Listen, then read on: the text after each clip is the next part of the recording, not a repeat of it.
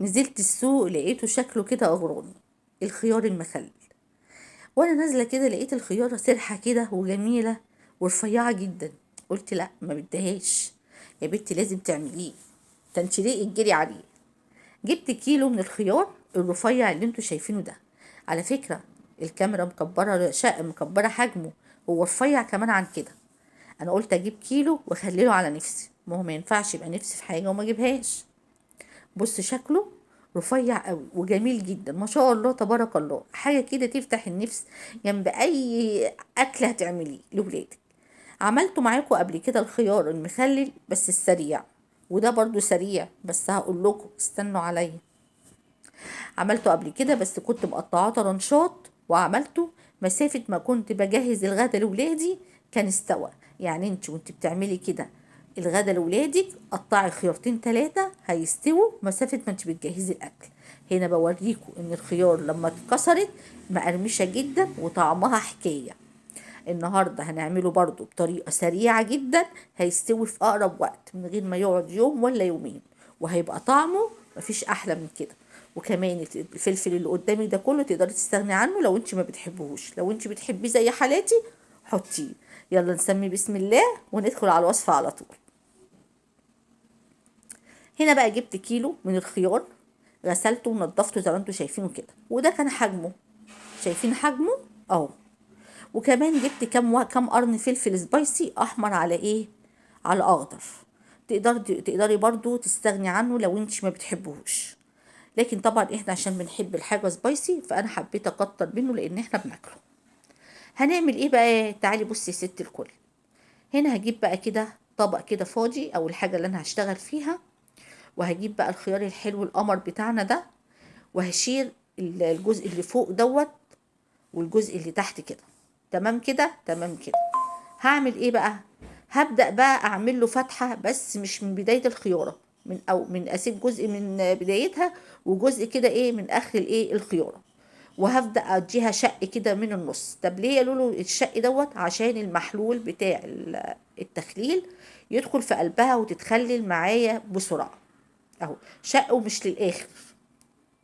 تمام كده تمام كده. هجيب بقى الفلفل. الفلفل ما ينفعش برضو احطه صحيح زي ما هو، لا هنقطعه زي ما انتوا شفتوه في بداية الفيديو عشان برضو يستوي بسرعة. هقطعه كده حلقات، وتقدري تخليه رومي، تقدري تحطي قرنين بس سبايسي براحتك زي ما انت عايزة.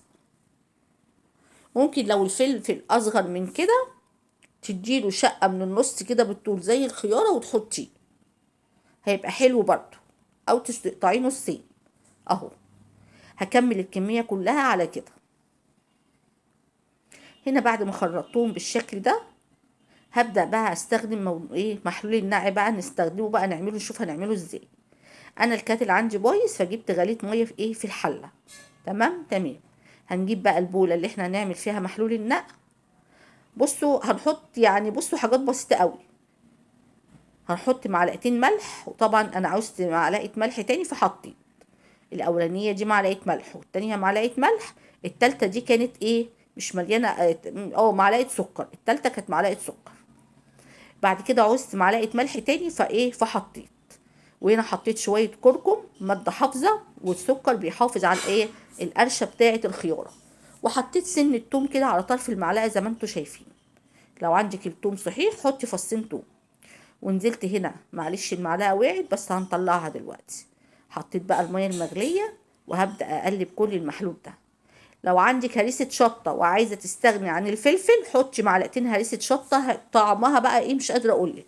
وكمان تقدري تحطي ورقتين لوري، دول بقى ماده حافظه وهيدوها ريحه ويدوها ريحه حلوه جدا.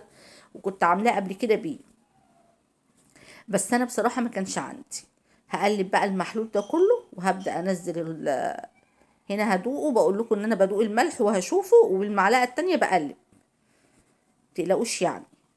وهنا برضو هحط بقى الخيار، وبعد ما احط الخيار هعمل ايه بقى؟ هنزل بربع فنجان من الخل، 4 معالق كده من الخل.